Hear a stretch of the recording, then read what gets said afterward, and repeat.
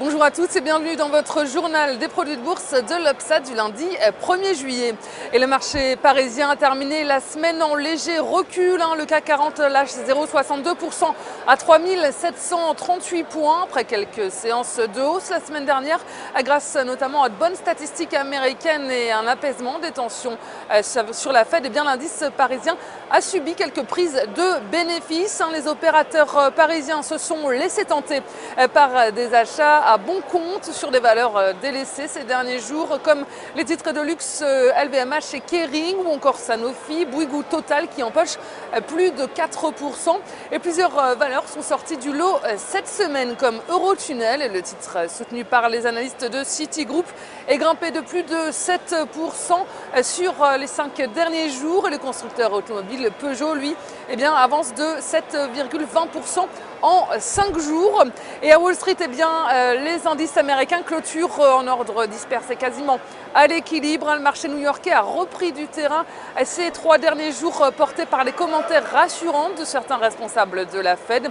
Et le dernier à s'être exprimé vendredi sur la feuille de route annoncée par Ben Bernanke, qui s'est montré moins évasif. Selon lui, Jeremy Stein, la réduction du programme de rachat d'actifs par la Fed pourrait intervenir d'ici le mois de septembre prochain.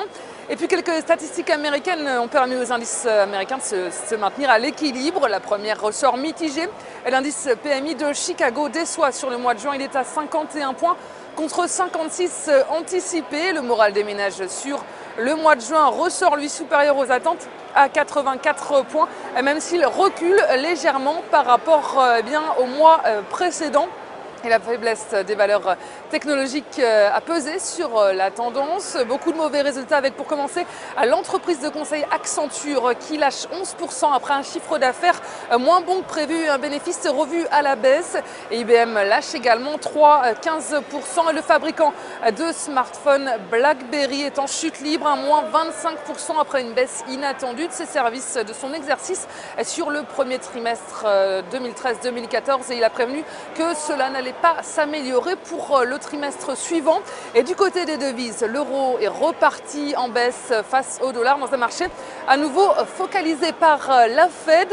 Et les volumes sont en hausse sur le marché des produits de bourse avec 21,8 millions d'euros échangés dans une séance d'incertitude. Et en ce qui concerne la répartition par type de produit, les certificats sont en hausse à 87% des échanges et les varants sont à 13%.